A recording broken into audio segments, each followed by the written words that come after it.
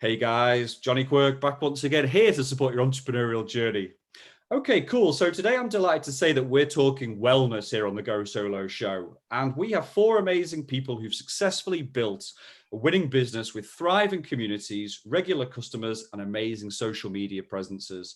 So a very warm Go Solo welcome today to Amber from Misfit out of Toronto. Amber, great to have you here. Thank you so much for having me. We have Jennifer from Chicago. Jennifer, great to have you here too. Hi, thank you so much. Jessica, California is where you hail from. Great to have you here too. Hello, hello. And Ashley, if I haven't got this wrong, you're from Washington. Are we done? We've got a full set? Yes, Washington State. Amazing. Well, it's so good to have you here. It's an international affair. Obviously, everybody knows I'm in the UK. We have the US and Canada kind of featured on the show today. So, like I said, a great combination of guests. So let's get on with the show. Okay, so as you guys know, our usual audio and visual listeners, we usually start off by basically getting a background on our businesses and finding out what everybody does. So let's maybe start with you, Jennifer. So what is your business? What is it you do? And what sets you apart from everybody else? Hi, everyone. My name is Jennifer. I am a Chicago-based Reiki master healer, meditation instructor, and I also am a certified personal trainer. So I kind of dabble in all things within wellness. I try to focus mostly on Reiki and the fitness side of stuff with running. So I kind of bridge the gap between the two with that. So I am trying to really grow my Reiki business more so here in Chicago. It is a little bit not as well known as it might be in other parts of the country or the world, but yeah, just trying to mesh the two physical and the emotional side of things together in one place. Amazing. That sounds good to me. Awesome. And how about yourself, Ashley? What is it that sets your business apart and what is it you do? I am a yoga teacher first, but I've gone a lot of different avenues. And right now I am helping coach new yoga teachers to bridge the gap between yoga teacher training and actually teaching or making money and doing business and marketing, the things that you don't learn in yoga teacher training. I'm currently in the process of letting go of a yoga studio, which is a good thing. I'm actually very happy about it. So I like to hear, congrats, that's so exciting, rather than I'm so sorry that didn't work, because it's actually been so great to work from home with my 3-year-old and help new yoga teachers through my YouTube channel and through online methods. Amazing. So you're working on the B2B one, but you definitely have a growth mindset from what you're saying as well, in terms of it's actually turned into a good thing that you're now focusing less on the studio, more virtually. And my name for my business is Ashes Yoga, so you can find me anywhere as Ashes Yoga. Amazing. That sounds so good. How about yourself, Jessica? How about your business? Yeah, so I am a yoga and guided meditation instructor. And I think my niche, my specialty is really helping bring yoga to people who have felt othered in the wellness community. So larger bodies, disabled bodies, LGBTQ, anybody who has not felt comfortable in a traditional gym setting or yoga studio setting, I'm helping those people bridge the gap between, mind-body connection and helping them relate to yoga in a slightly different way, helping them find yoga to meet them where they're at versus them meeting some yoga journey that doesn't exist. Incredible. I love that. Very, very, very cool. And how about yourself, Amber? Like for this kind of wellness special, where do you fit in terms of your business? Yeah, so Misfit Studio was a physical location. There was a few scattered throughout the city, and during the pandemic, all of them closed. The pivot has been to the Misfit Method, which is the type that was offered at the studios. And the movement is a combination of dance and Pilates and yoga, all infused to very intentional movement, music. And I think the greatest thing I've learned, I'm sure we're going to get into this, but the thing that I've learned the most through this year and so few months now is how to connect the understanding that we might be living in the sympathetic nervous system, and how movement, most specifically dance and expression and yelling and screaming and sweating, helps us shift into the parasympathetic nervous system so we can feel more alive and not stuck in our freeze. I hear you. And, Sure. that's why I'm a big fan of Yin Yoga myself. Not only because I'm very lazy when it comes to exercise, but I love to get that kind of, stretching for long times as well and feeling that vibe. So I just want to put out there that this show is guaranteed to make people feel better. I mean, if you look at the broad spectrum of what you guys are all doing, you're all making massive impacts on the world and making people feel better. So that's great to hear. So amazing. So this goes on to my next question, really, which I'm just going to throw in there. So please grab it, somebody, and tell us, and then, everybody can run with this afterwards. So there are many reasons why people get into doing what they're doing, but I'm really interested about what you guys were doing before you started on this journey. Don't get me wrong, you might have come out of school and went, do you know what, this is what I'm going to be doing. But were you doing corporate life before? Were you doing something else? I would really be interested to know what your motivation was and what made you say this is going to be my career from now on. Oh, this is a fun one. It's You go me first. actually. So, and people don't know, maybe some people don't know this, when I present myself on YouTube or with some of the different designs and graphics and Instagram, I was in marketing. Well, kind of. I was a graphic designer prior to becoming a yoga teacher. So I went to school for graphic communications, web design, graphic design, and I love it. And it was always my goal to combine my passion for health and wellness with something with graphic design or marketing. And so when I became a yoga teacher, I just slowly started to learn about business, marketing, and combine those skills. But I did work full time as a designer for a while and then went full time yoga teaching for different studios in 2013. So it's been a journey. It's been a longer journey than just these past couple years to build up Yeah. my own brand. But for me, it was marketing and design. And that's what has helped me gain the confidence for being on YouTube, for being on Instagram, Yeah. and all the social media places. That's a really good fit, Wow. actually. So you kind of found your way into that. That's really, really good. How about the Mhm. rest of you guys? Like, how did you end up doing what you're doing now? Was it always the dream, or did you kind of leave something and said, I need to be doing something more with my life? So I am actually still working my corporate job. I'm doing them both, and I think when I first started teaching yoga, when I found a teacher training program that fit my schedule, it was like, oh, this will be something nice to do extra. Like, Yeah. let me just get this certification because I keep finding myself being offered teaching opportunities and things like that. And I'm not even certified at this point. So let me just get this, and this will be a nice, cool part-time thing I can do. And it's slowly, it's been 3 or 4 years now. And slowly it's like taking more and more and more and more of that my time. And I never really visualized like, oh, one day I'm going to be a full-time wellness professional. But that's becoming my reality. And I'm just at that point where I'm afraid to take that jump because I'm so used to these, like everything being like guaranteed and regimen. And we all know that like taking a jump is like it's a risk, right? So I'm in that transition currently. And it's stressful. It's a lot. Yeah, I can imagine. And But I does was it like, feel right as well? Do you feel you're on a journey yourself and things are going to present them to you? absolutely. I feel like I'm moving in the right direction. The me actually getting certified and going to school to do this in any capacity was me following like signs like, oh, okay, something is propelling me in this direction. Let Yeah. me just go with it and stop fighting it. So I'm still feeling that way. It's just at a point where now it's like I need to be proactive and say, okay, here's the line, and I'm taking this leap. But I definitely feel drawn to it. I definitely feel like the opportunity, like, not to sound too hippy dippy, but the universe is calling me in this direction.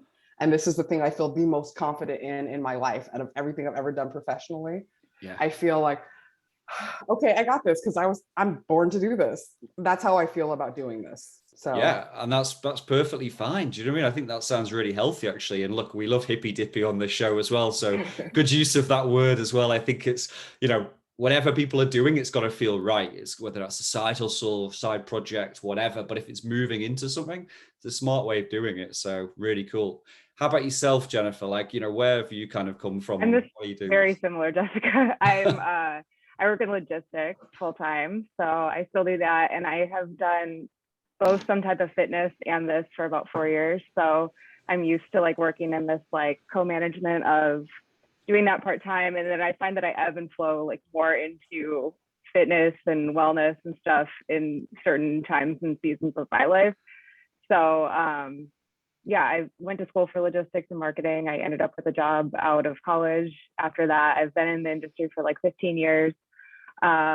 Each thing I think keeps layering on to one another. So I started with teacher training with yoga, and then I went on to get my personal training certification. I got a certified, like a meditation, certification. And then I also have one with Reiki. So, I mean, it's just one keeps like a door open, and Reiki, I think, was the one that really like locked in for me in the pandemic, especially just with like finding ways to keep myself calm and grounded and manage stresses that I was feeling in my own life. So, I mean, it's I don't think there's very many people that are combining that with like the physical side of it, because I think it's either people feel like they have to be one or the other, and I don't necessarily think that that's it. Yeah.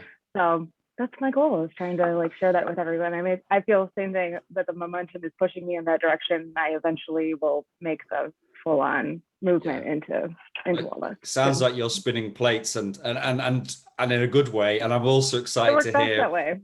yeah. And also I think if depending on what Amber says here, I think we could have a team here about some kind of global wellness behemoth, because everybody's got skills in marketing and corporate background or whatever. Yeah. So Amber, whereabouts are you at? I mean, listening to all of you talk about your journey to finding the wellness world and making it a part of your life makes me feel very emotional, because I applaud you. I know how much work it takes to make a choice to be in this world. I have only ever done this. I started dancing when I was 3, like some parents just throw their kids in dance. And I was that kid that was excellent at it. And it changed my life. It changed the trajectory of my life. I started teaching when I was 12, and I have only ever taught movement for my entire life. And it's been a fucking journey. It has been so unbelievably challenging, because I don't have the marketing skills. That doesn't come naturally. Because I don't have the financial skills, because I've never worked in a corporate world. I have been learning as I've been going, and it has not been easy. And anyone that chooses to make this their life. Yeah. I mean, that's really great from the heart as well. And, we edit a lot of, obviously this is the Go Solo show. And sorry, I didn't know if I could F-bomb. I totally just F-bombed. Oh, look, you can say what you want on this show. Look, it's as long as it's not me dropping them every 5 minutes, that's fine. And, maybe season 1, if you listen to some of the clips, it kind of comes in as well. So, but no, look, we want people to speak from the heart. And I think, what you're just saying is so, so important. I think, I edit a lot of blogs for the Go Solo blog as well, where we actually interview numerous entrepreneurs. I think maybe some of you guys have done a blog for us. And, one of the questions I usually ask is kind of like, what's the hardest thing from being an entrepreneur? And, some people may refer to them as an entrepreneur, but some people don't. But whether that's selling one ticket for yoga once a month, I think you're an entrepreneur as long as you're basically doing something like that. But they're saying it's the entire balance of trying to run a business. It's the bookkeeping, it's the website management, it's the everything you're actually doing and still keeping it going. This is it. Ashley knows the score. I love all of that stuff. Maybe not the bookkeeping, but the websites and all of that. That's, I think, what makes me different than a lot of yoga teachers, and why I've been able to help or turn to helping yoga teachers more than teaching yoga, because by me helping yoga teachers, that in turn is then spreading more yoga to the world that I don't have to teach, but others are. Of course, I think that's really good. And also I think it's so important, like you said, these kind of skills, they also, what can be related to a yoga business or a wellness business or whatever. So you can be kind of hyper focused on that. It's really, really cool. Now, we've already brought this word up. We hate to use this word, and this isn't the F-bomb that Amber's just been dropping right now. This is the P word, and you guys have mentioned it, which is pandemic. So I hope we're coming out the other end now. Like I really, really do. Hopefully there's been a few false dawns that we're getting through now. But what was your pandemic like? And when I say about that, I'm just interested to know what it was like for your business. I hate to use the word opportunities because, obviously it's been a terrible thing worldwide, but from talking to different entrepreneurs, they've said, well, actually it made me refocus on what I needed to do or take my business. I'm interested to know what the pandemic did for you and your business and how you're feeling coming out of it. So who's going to go first here in terms of wanting to embrace the pandemic word? I can go. Okay, I thought honestly, for me, it was probably one of the better things that happened. It allowed me to be able to focus and kind of like finish a website, deal with like launching a meditation course. I finished another another training with Reiki. So I mean, I did a lot of that stuff in addition to my job, but it gave me the time that I like wasn't spending commuting 2 hours a day, and I got time back in that sense to be able to work on the things that like I wanted to work on. Was I like working on it during the day? No, by no means, but it was one of those things of where like I had extra time at the end of the day to like work on it at night or really early in the morning or whatever. So overall with that, I think it's just also sharing the message about stuff and how to like cope with the stress that we're having. And that's been one of like really stepping into that place as well, because working on the corporate side, I see so many people that I do work with that are stressed the F out. And I'm always like, they're like, you seem really calm. And I'm like, I also practice meditation daily and I run and I try to get out of the house. And it's like, if you're not doing those things, I'm not going to sit there and preach at them about what to do. But at the same time, it's like, you got to make those decisions for yourself to pull yourself out of that angst and kind of like move forward and make the best out of a, crazy situation for all of us. So what you're saying is you had a great pandemic. You were able to focus on the business. I mean, in that sense, yes. I mean, was it easy? No, but it's like I live by myself, and of course, I was afforded more time to be able to focus on things. Yeah, that sounds good. And if I'm thinking right, Ashley, you and Amber were saying that you pivoted from physical to more virtual and the likes. I'd be interested to hear more about that. Maybe Ashley, maybe it's a good way for you I'll talk on that. So I actually had taken over a studio 5 months prior to March 2020. So we were a new studio, or still building since I took it over. It was only probably a year and a half that the old owners didn't want to do it anymore. And I said, this is awesome. I'll take the opportunity. I had a 1-year-old at the time and I needed something for me. And I loved it. And running this, because I bought a studio, I actually had set my online business aside. So I already had an online business prior. I was building an email list and all the things, but I set that aside to navigate studio ownership. And 5 months later, we closed. Well, we didn't shut down yet, but we closed. And it was really hard at first, but I had the skills and knew the skills to pivot online. But I was also a mom with a 1-year-old and I didn't have a lot of time. So I was working till 1 a.m. I would get up at 5 a.m.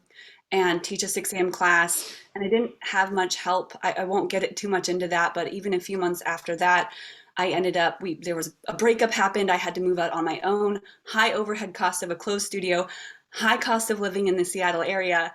It was hard. It was so hard. So financially, I had to at first ask my mom for help and apply for every single state and city grant I could find. And luckily, I got several of those, which were so helpful because rent here is just outrageous. So yeah, it was really tough. And right now I could reopen my studio, but the thing is, I just don't want to anymore. I don't want to build a local community. I love what I've been doing online and the hard work I've put in to build this online business on YouTube with my online courses and everything has just been so fulfilling. And it's a different community, but it's more aligned with what I want. So I'm just letting my lease expire and it's okay. And I'm fine with it because it wasn't my baby in the first place. I did not design the studio. I didn't create it. I just took it over. So it's not too sad for me. I know it's sad for a lot of others, but something better will come of it. Yeah, and it sounds from your perspective, I mean, it sounds like amazing kind of strength to get through what were clearly difficult situation. But like it seems like you're in a positive place now. It seems like you've kind of said goodbye to that stuff. You're moving forward. You're saying, here's what comes next for Ashley. And also, like you said, you're seeing the positives and saying, I'm going to move online. Yeah, and then one of the biggest helpful things that happened is I finally found daycare. So when my son was 2.5, I finally put him in daycare 4 days a week, and that made a huge difference. So asking for help, whether it's hiring for your business to grow or childcare, you have to find something to help you to continue to move forward. And so was what I did. Amber, we've talked, obviously you have children as well, you know, in terms of situation, like you said that have you fully moved online now? Was that due to the pandemic, or I'm interested to know what your experience was like? Yeah, so I had a baby in February. the Wow. end of February. Congratulations. And, I mean, thank you. Then the pandemic happened. So it was extraordinarily shocking to go from building a business for the last decade. I have the multiple studios in the city and a team, a really strong and powerful team. And the pandemic, I think, just like blew everybody apart, and no one really knew what to do. And a lot of fear took over. And I was in a total blissful and privileged place of thinking that I was going to have maternity leave. And that didn't happen. And so, having a 5-week-old, I started teaching online to be the leader that I thought I could be, to show the team that this can be possible. We can pivot to be online. And at the beginning, I think there was some excitement, but for the reality of, I think, people working from their home rather than these beautiful studios where we were engaged in, 40 people in the room dancing around and sweating. It was a very, very Different experience, you say? different. Yeah, it just dramatically shifted. Mm. And so the team kind of early on shrunk down to a very just another teacher and I, and learning how to run my business after 10 years of having other people run it and manage it was a really challenging feat to take on, and to recognize that online was something that was happening around the world. So it was this fascinating dance between recognizing that all of the sudden there could be a world audience. Yeah. And that was fascinating because I have friends that the world. So, my friends in Australia could take class, and my friends that live in Chile could take class. And that was so cool. Amazing. And then, this reconciliation of like, I just don't think that life is going to come back to normal. And making the decision to close my studios was heartbreaking. Mm.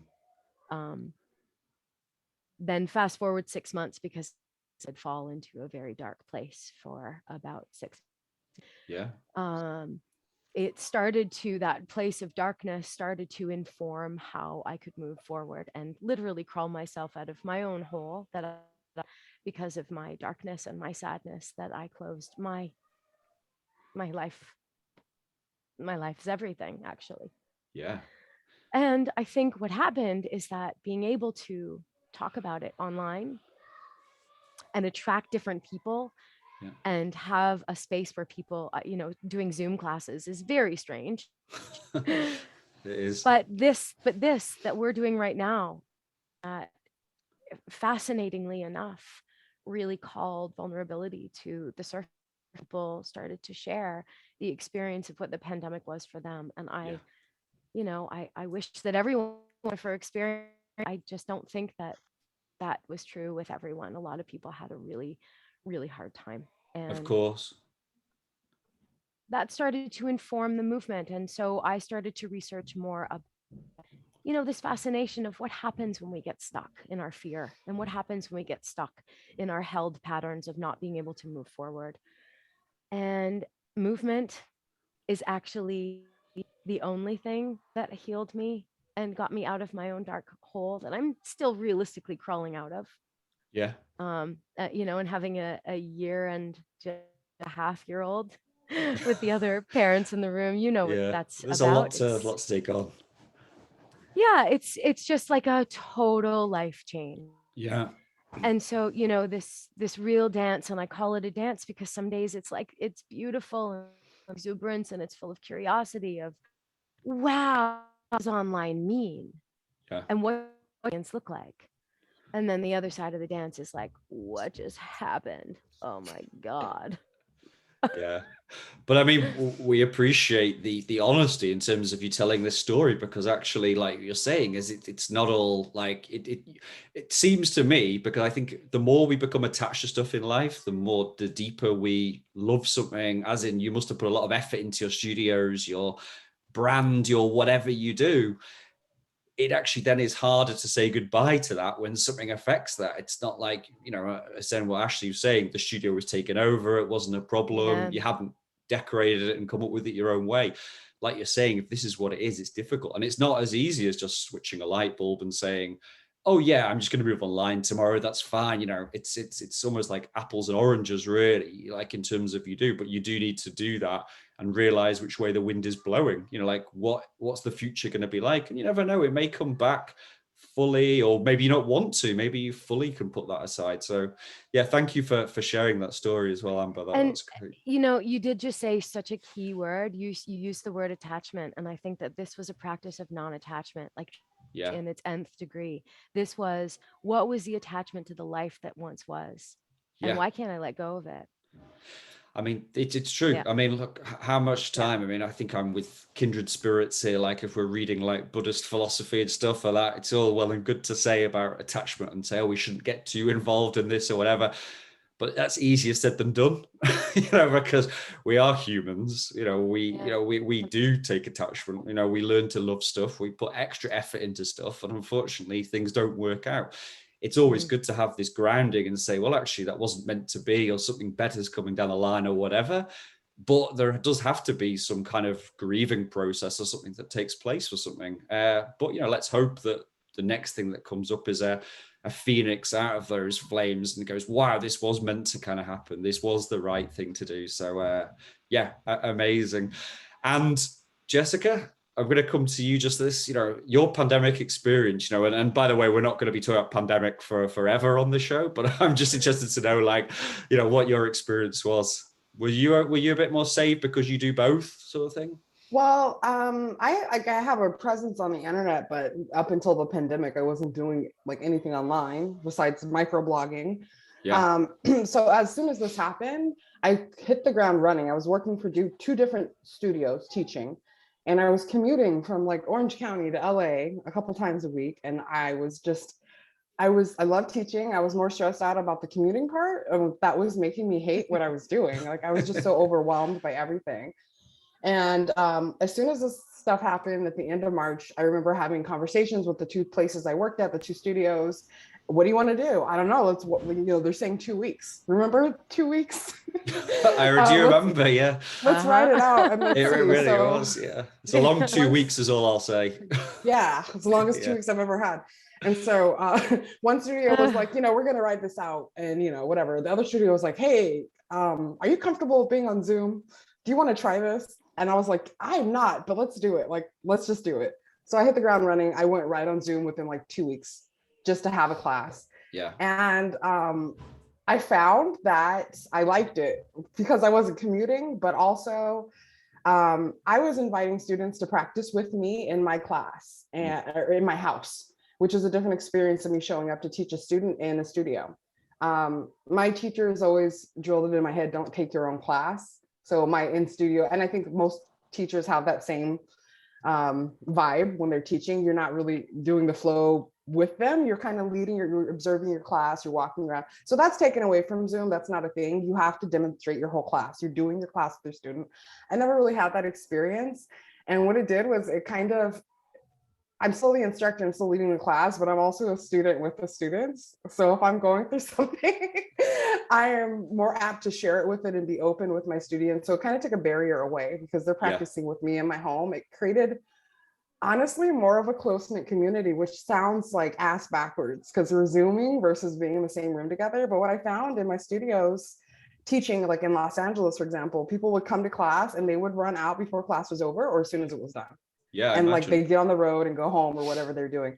On Zoom, we're at home, we're in our sports bras, looking crazy, talking and opening up, after class and asking questions and getting to know each other because we're comfortable and we're at home. So it kind of removed a barrier, it helped me get a little bit closer with my audience. And then it also exposed me to like the world. I think Ashley or Amber, I can't remember who was saying, but like, I remember I started having people come to class from Europe. I had somebody from Australia and somebody from like East Coast of Canada. I'm like, what? This is crazy. And then they were inviting their friends and their mothers and their sisters. And like, so it was like two parts. It kind of took a barrier down that helped me connect with my audience my students in a different way. And then it gave me a larger, more exposure of people that didn't have access to my class, or maybe people that were here that were afraid to show up in person and felt more Of course. comfortable. And I hate to use the word opportunities like I did before, but it has opened up some of those. And when a lot of you have said, you've got international students starting to come, and you're able to go beyond your geographic remit. It maybe means you can develop your brand further and where you're marketing to or whatever. I think it's quite interesting.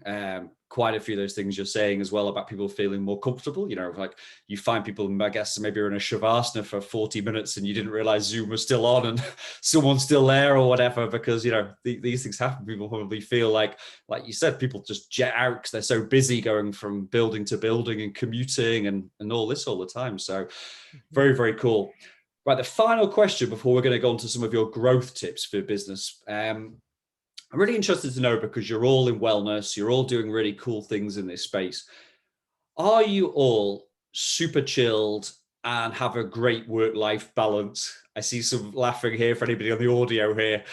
Or what do you do beyond the meditation, the Reiki, the yoga to put work-life balance? And I asked this question because on episode 1 of season 2, I was chatting with a Pilates instructor on here, and she was saying, my work-life balance was crazy. I was doing 60 sessions a week and it just got madness. She was obviously a great flexibility with Pilates, but no work-life balance. So without going into too much detail here, what do you guys think? Work-life balance? Is it there? Do you do anything extra beyond that? Go to therapy, take therapy, do therapy, get a therapist. That's a huge recommendation. I think self-care, she's always reminding me on my weekly appointments, like, what are you doing for yourself as a check-in? And also for me, I've set the priorities that my priorities right now are my career, which is my online business, and my son. So I'm not dating. I'm not trying to have a huge social life because I know I can't focus on all of it. So I'm actively working mostly on my career and spending time with my son. And I know those two things come first. Amazing. That's very good. Any other tips for work-life balance that you guys are able to? We've got therapy in here so far. You guys do anything else? Or is for those of you doing when I use it in the nicest way, side hustles of wellness, is that the actual yin to the yang of your other jobs or whatever? I was just going to say, the work-life balance is a constant struggle for me. The two things that really help me kind of not lose my mind on a regular basis is my personal practice, and just like reminding myself constantly that what I do with private clients or teaching, even if I'm taking the class, that's not a personal practice. So maintaining that personal practice, whatever it is, walking, yoga practice, meditation, I have to take that time for myself and have to force myself, even if I feel like I don't need it. And then also my work is very isolating. I work from home, and then all of the stuff I do virtually for teaching. So I force myself to be social with the people I love. Like, so that could just be a coffee or a drink or like an all-day Saturday spa day or whatever it is that we do. But really forcing myself to interact with people who I love on a regular basis, because it's easy to be a hermit. It can be. And like you said, if you're doing two busy things, it really can be. Yeah, Jennifer, what about yourself? Like, are you going for like mountain hiking every morning? Are you just locking yourself in a dark room? Like, what's your approach to work-life balance? No, I mean, I think for me, like the biggest thing that always like keeps my sanity is just finding some type of like routine. I'm big on routine when I can. I mean, if I teach really early in the morning, that's one thing that goes out the window a little bit as far as like the timing of every day, but I always try to get outside and walk. I usually run, I meditate. I mean, it's like finding like even rituals with like your coffee or like a hot tea or something like that, just like to give yourself time. But I mean, balance is obviously a questionable thing for myself as well sometimes, but Zoom fatigue was a real thing for a while there, and it was just getting burnt out on that and trying to find boundaries of like what things you would and wouldn't do during the week, especially if you're on meetings like all day. But I think for me, the biggest one was probably like literally getting outside every day. And even in Chicago, yes, I go outside literally every day. Yeah. So that was probably my one huge thing of like getting out of my 750 square foot apartment to like be outdoors. So You're right. We're supposed to be, sociable beings. We're supposed to not be confined to boxes or whatever. I think everybody is, but you can really feel it during the pandemic. Amber, how about yourself in terms of this balance? Like, do you feel you have balance? Do you feel you're working on balance? Do you feel some of these guys are giving some tips that you want to take on board? I'm interested to know where you're at with this. Yeah, I think, in part of this recognizing of the silver linings, I can say that I was like 1000% only at the studio. My mind and my heart and every part of my life was the studio culture. Yeah. So having it just like taken and no longer how much energy I was devoting something that was outside of myself. So self-care, learning how to direct some of that energy and attention inward has been life-saving. But honestly, it's connecting with nature. It's participating in the fact that we are nature. We as humans, we need to be out there and smell and see and feel. And where I live right now, the autumn leaves are just stunning, and listening to the crispy crunchy underneath your feet, it's like, oh yeah, right. Life, death, rebirth cycle. Boom, there it is. Yeah. I agree, though. It's true.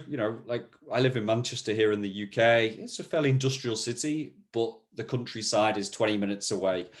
I got to this weekend and we were doing a lot of city-based stuff, but I just said to my wife and kids, let's get out into the country air. There was just a need to do this. There was a need to get out and, like you said, feel the leaves and trees and stuff like that. It just kind of has to happen. And you forget about that kind of connection. So, right, this is all pure gold. I'm going to put this in one of our blogs and just say, here's some great tips because, I guess you guys being wellness professionals, if you are not actually having a great work-life balance or experience, it kind of almost then goes through into your kind of customers or your students or whatever kind of business you're doing. So it's very, very important that you're living that as well, actually, and that you've got real balance in your lives as well.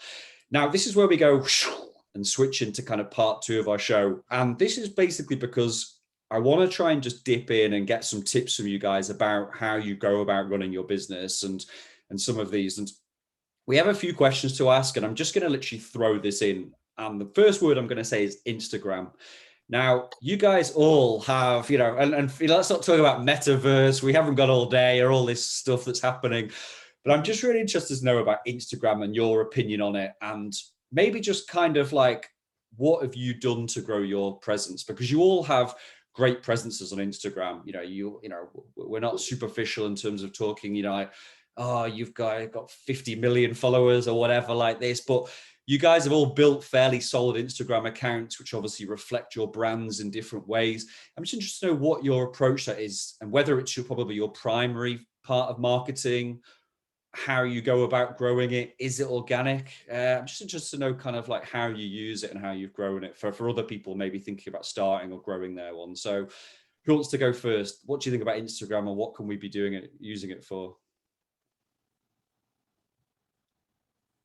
And if not, I'll go down in order. Jessica, you look like you're ready to pounce. You've got a great Instagram. You're just like, have I got an Instagram account? I think it's there in the ether somewhere.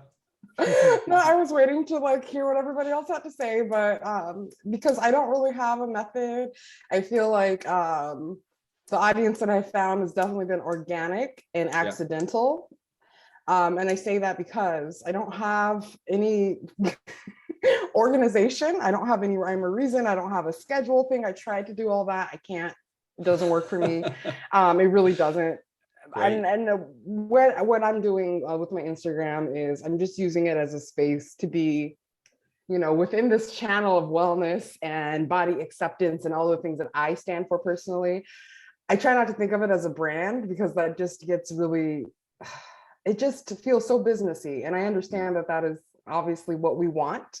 But for me, it's a place of authenticity. So I'm talking about whatever I'm promoting. So as far as like classes and things like that, of course, but however I'm feeling, whether that's like funny or goofy, sad, upset, I try to put that in this micro space in a way that's helpful for the greater audience. So I'm trying to be myself authentically in a way that other people can relate to. there's an aspect of Instagram that's very markety, it's very salesy. And I know that that's kind of the tone that things are going towards, or it's been growing towards this trend of being on brand and marketing and da da da. Yeah. And that's great, and it's a great space for that. But I think with that, you lose a lot of your authenticity, especially as you start to grow and you start to get bigger opportunities. And I see it all the time where I get an email and I'm like, you want to pay me how much to talk about what? And then I'm like, wait, I can't do that. Like, that's not something I would naturally ever do on my own. So I don't want to share that, I don't want to go out there in that aspect. So in a messy nutshell, that is my rhyme or reason for Instagram, which is not helpful. It's been a slow growing process for me. So, but the audience I have is into me. They're interested in me. They're listening. They're tuned in. I mean, they clearly love the organic, authentic look if you do. And I'm actually going to tack on the next question to this one. Everybody will get their say on Instagram, but you can also have the tack on question, which is it your primary source of traffic as a business leads generator, or do you use other marketing ways to basically grow your grow your customers, audience, or anything like that? Or do you find Instagram is a really great driver of new customers? For me, Instagram is my primary. I don't really exist anywhere else. I exist on Facebook. I have a space on YouTube, but it's not active. And, I have a couple key pieces of content there that people constantly go to, but it's not something I maintain regularly. So it's a channel for me. I do get a lot of opportunity and interest there, but Instagram is my primary where I'm at most of the time. Yeah. Ashley, I know you're obviously big on Instagram, but also YouTube. What's your thoughts on Instagram as what it does? Do you do anything special, anything that other entrepreneurs out there might learn from? Well, Instagram for me, I could take it or leave it. It's the last of the big 3 platforms that I built: Facebook, YouTube, and Instagram. I started on my YouTube channel almost 10 years ago and really started building it in the last few years. And that, to me, YouTube has taken longer to grow. And I like YouTube the best, probably because people trust me more from longer form videos. And videos from years ago can still drive traffic to my business. Yeah. Whereas Instagram is so quick. And I built Instagram last, where my biggest platform is actually a Facebook group, interestingly. So that's like massive. And then Instagram, I grew from, I think it was 4,000 to right now I have 19,000 in just a few months because I started posting reels. So at this time, reels are the growth strategy if you want to grow fast. Yeah. So with reels, my strategy was really, I want to make myself laugh. Again, Instagram, take it or leave it, but it's not a huge thing for me if I don't do Instagram. I just want to have fun with it. Yeah. So I started posting reels with trending audios to make myself laugh, but still on the topic of what I teach. Yeah. And then that started to build my audience there. So I haven't yet converted a lot of those people. A lot of my clients still find me through YouTube more than anything. But I think now I'm kind of seeing this turnover where because of Instagram and that big growth, I'm seeing more people than connecting with me elsewhere. I'm getting more messages about the software that I use and about help with other things that I'm talking about. So yeah, Instagram is fun. And if it's not fun for me, I'm not going to do it. So I'll go back to making more YouTube videos or communicating in my Facebook group. There's an amazing soundbite we're going to rip out of this, which is, if it's not fun, then I don't do it, because I think it's so true as well, so, okay, amazing. That's great feedback. And also what you're saying is really interesting about, you're a YouTube OG and then the Facebook group being bigger and whatever. But, I think as somebody like I'm booking restaurants online, I'm going to Lisbon next week, and I'm kind of like, just, Instagram seems to be the primary place people are sending me to, or I'm looking for activities and whatever. So this is the reason we always ask about Instagram, because it does seem to be like a social network that's cut through stuff. People are maybe using sort of a website or whatever. Amber, Jennifer, like, what's your situation in terms of Instagram, your feelings? Are you doing anything else? Are you slapping big posters up out there, out of home or whatever, like how are you driving most of your customers, and what's your thoughts on the social networks? Yeah, I mean, I'll speak to it just really quickly, because I'm in a place I feel like I'm a new baby again, because truly my growth of the studio, and it was word of mouth. Like, what happened with my physical space was what happened in magic, and someone told someone else, and then they brought friends, and it grew organically. In a decade, it became wild thing, which is so incredible to look on those memories. But I was never really in the realm of social media. I feel like I've done myself a disservice because I don't really know it well, and I haven't learned about it. So I'm learning now. I'm Yeah. taking notes, listening to what Ashley had to say. I am starting goes into YouTube and seeing if that can draw a new audience. Um, but it's, it's fascinating that things were once one way, and this is now building a new language. And I found it interesting because what I feel like I put out is something that is based, Yeah. and I really do feel like it's art. And what I've learned is that art is subjective, Yeah. and some people love it and don't. Well, I see this from And yours. It is, everything's black and white, I think, and it's got monochrome look kind of like, but it captures people. Do you know what I mean as well? been a space of expression and art, and I've really enjoyed, so I don't necessarily rely on it for my audience. The way I speak to the people who show up for class and are curious about learning more classes is through the newsletter, through the Okay. website, and through the newsletter. Very large subscription base, Yeah. and I send out monthly newsletters, and that's really Incredible. that's Yeah. what I do. Do you know what, email newsletters have become? They're so strong still nowadays. I think just because it gets cut through, you know what it's like when you're scrolling through stuff, it doesn't even go in here anymore. You just see funny colors on the screen. Do you know, that's it. Whereas with Yeah. email, you've got people, that they can just click unsubscribe if you're not interested anymore and you've lost them. So, you are building a deeper relationship with them as well over time. How about yourself, Jennifer, to wrap this up in terms of Instagram and, Yeah, marketing? I'll be quickish with this. Yeah, I mean, I feel like Instagram in general, I mean, I don't mind it. I feel like I share a fair amount of like my day to day on it. But it's again showing up and talking about stuff that I think I've had like the largest, I don't want to call it like barrier, but like resistance to myself of just speaking about things that like I'm passionate about and not wanting to come off, as preachy or salesy or any of those types of things. So I'm trying to embrace it. I've posted a couple reels. I'm on my like third one now, so trying to embrace that and like figure out the nuances of like I'm fine videoing myself, but it's like it's a whole different ball game of like putting together that and then like editing it and all of that. But I mean, I think it's interesting. So I think we live in like a time capsule here, because in 3 months, 6 months, 9 months, probably the next big growth strategy for Instagram will be something, or in 2 years, TikTok will be dead and something else will be along or something.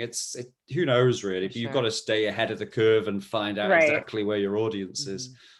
I think you can dual purpose it though. I mean, I have a TikTok account, but I'm not like on there actively, but I think it's like you can repurpose your stuff that you use for Instagram on there. So, I mean, I think that that's definitely like something that's of interest to kind of see like where that goes. And I don't think that it's going away anytime soon. And I think that it's these short, quick 15-second videos that are capturing people's attention. They say that like, I feel like everyone's attention, if you don't capture it within a few first seconds, is what they say, that like 3 seconds, that they're just like continuing to scroll. So it's wild that that's where we're at now, but it doesn't surprise me just based off of how many things that probably everyone's juggling and it really is. our attention span at home and whatnot.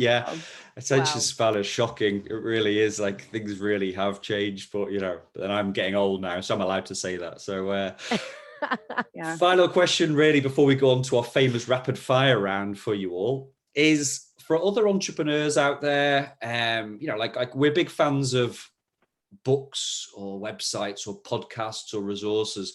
Do you guys have some favorite general entrepreneurial websites, books, resources, or wellness ones that you maybe would like to point people towards, that you think people might know? Like what sort of stuff do you consume that you find helps inform your business and its growth and the likes as well? Anybody?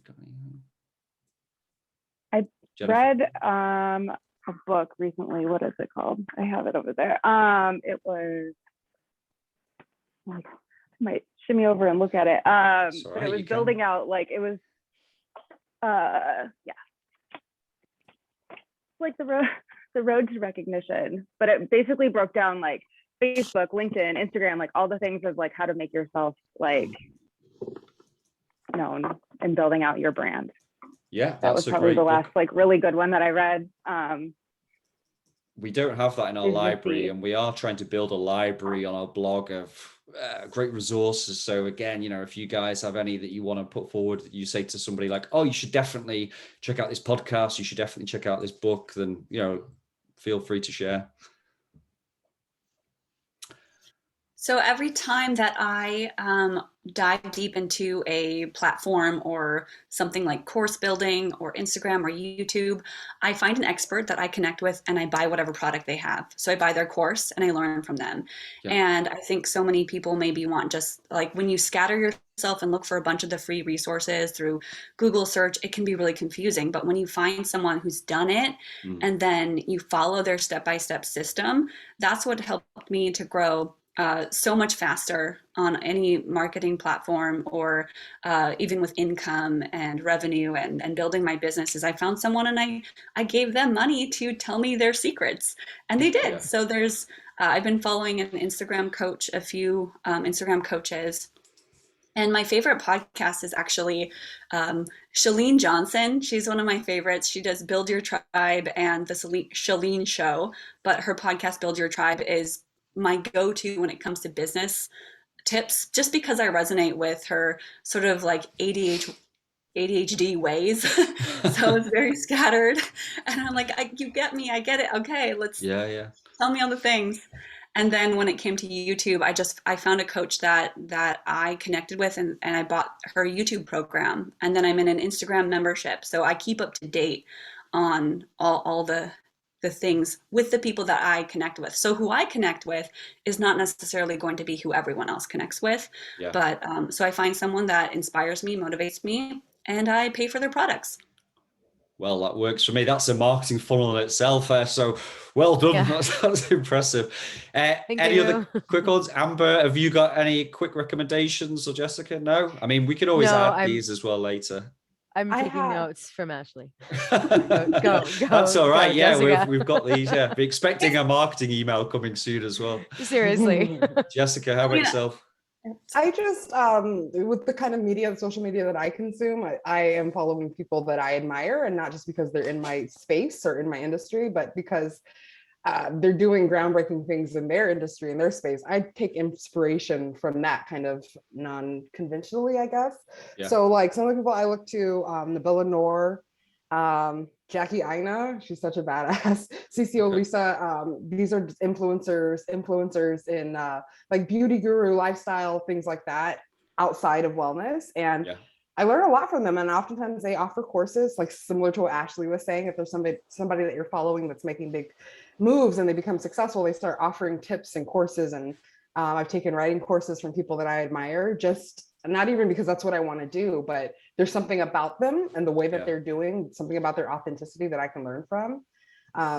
So what I consume is just very curated to people I admire for lots of different reasons. And that spans outside of yoga and wellness. Oh, that's great. Fully. I mean, I guess at the end of the day as well, like you've got to be stimulated by it. You've got to be interested in the subject, and whether that's the person teaching it or whatever, you know, like, so that maybe makes you cross over the barrier into wellness, and you can learn the tips that can be quite symbiotic with that as well. So amazing. Right. Our rapid fire round. I did not prep you guys for these questions, but there is no trick questions, which is good. So I will put a question in, and it's the secret is in the name, people. So in terms of like, you know, quick answers, but, you know, let us know what you think. Right. Say I bumped into you in 3 years' time. Where would you each like your business to be? Jennifer, let's go with you because you're at the top of my screen. Definitely, I hope to be doing that obviously full time. Would like to have more flexibility in the sense of like being able to like travel and host retreats and do different things of that nature.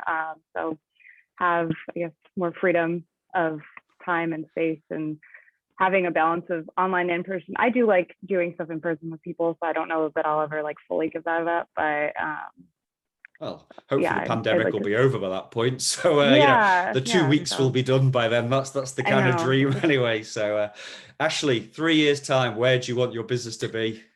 Well, 3 years time will be my son starting kindergarten. So that makes me just emotional in itself. And at that time, when he's starting kindergarten, I hope to be maybe in a different apartment, but probably in the same space. In my business, I want it to be running in a way that I can take time off or I have hired employees and just running kind of behind the scenes and me popping in when I need to. And then also just spending more time with my son as he starts his first year of school. Amazing. And I always ask 3 years, just so you know, because it's about 1,000 days, which might seem scary, but 1,000 days to turn it Whoa. into what you want to be. And so I'll leave that Wow. bombshell on you, Amber, in terms of where do you want to be in 3 years in terms of yourself and business? Oh, Lord. In 3 years, I will be 47 years old, and I would love to go back to hosting retreats all over the world, which is where I was Yeah. years ago, but combining travel and the experience of eating food and drinking wine and looking at the majesty of Mother Earth and the wild dance that I teach. If I could do that like 4 times a year, 3-year-old daughter, I'd be down. Oh, Please, you've got a customer here. universe. Just sign me up. Yeah, it's true. That sounds like ideal. I think travel's been the biggest problem with pandemic is the lack of it. So let Yeah. that happen, please. Let that happen. Amazing. That's a really good one. And what about yourself, Jessica, in 3 years' time? Like, where do you want to be? Do you think you'll have made the push to leave corporate life, or will what's your goal? God willing. In 3 years, if I'm still doing two things at once, we're gonna have a different conversation. But yeah, I want to have a team. In 3 years, I want to have a manager that I trust, somebody. I don't want to run social media anymore. I definitely want to completely step back from that and have somebody that I trust that knows my voice and can mimic it really well to do all that stuff. And I just want to focus on wellness. Like most of us, I want to do retreats. I don't want to be the main person on the bill, but I want to put the community of people that think like me, that we can bring something valuable to our audience, our general public. That's what I want to do. I want to show people how to find joy in their life and to do things they've been afraid to do. So Brilliant. maybe that's swimming in Italy. I don't know, but I want to lead that kind of stuff and step back from the day to day. Amazing. It sounds great. And if I could ask you, and we'll go through the same order again, Jennifer, what if you could use one word to describe what it's like to run your own business, what would that word be?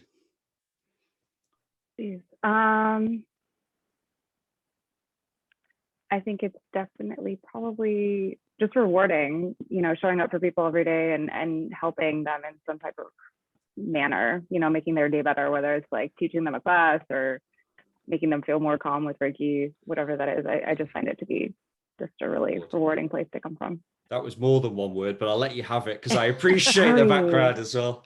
How about yourself, Ashley? Fun. Fun? That's it. Fun. Amber? It's so much fun. Amber, how about yourself? It's a journey. It is a journey. Jessica? Informative.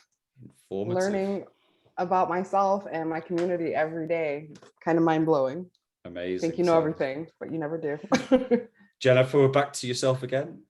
As an entrepreneur, what does success ultimately mean to you?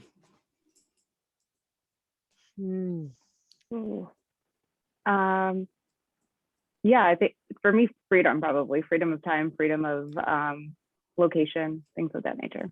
Yep, freedom was good. Freedom is good. Ashley? That's the first word that came to my mind too, was freedom. So time freedom, able to travel, able to do the things that are most important to me in my life and my community. So freedom. Brilliant. Amber, how about yourself? Achieving peace is the new success. Wow. There's another bumper sticker actually, which we can put on here as well. I love that. Exactly. So peace, freedom, time, it's all coming together here. How about yourself, Jessica? The first thing I thought of was freedom. I think that we can all agree to that. Yeah, I think nobody wants to be chained to anything. It's kindred spirits on this call, I think, today, actually. Very, very good. So brilliant. Well, that was the next to last question, because the last question that I always ask people is where they can find you and your business online. So where would you like to point people towards? Jennifer, again, let's go with you, seeing as you've been first in our rapid fire round. Yeah, we'll go with Instagram. So it's just my name, Jennifer Lutowski. Yeah. Punctuation. Okay, brilliant. Ashley, where would you like to point people towards? I can be found anywhere at Ashes Yoga. So like rising from the ashes, ashesyoga.com, Ashes Yoga on Instagram, search Ashes Yoga, and I come up. Brilliant. Amazing. Amber, how about yourself? I am the Misfit Method, themisfitmethod.com. Ooh, I don't know if we've just lost Amber actually, Amber. but if we did, it was good that she managed to get her business in actually in those seconds. So happy days if that's what's happened. Jessica, how about yourself? Primarily Instagram, but you can search me everywhere, just at Jessica Jade Yoga. Okay, amazing. I just want to say thanks very much to all of you for joining us on the Go Solo show today. It's been such an enjoyable chat. Really, really good to learn about your business, where it's at, and thanks very much for giving up your time as well. So good luck for the future. Thanks very much. And until next time, keep winning. Take care, everybody. See you in a bit. Thank you. Thank you. Take care. Thanks. Goodbye.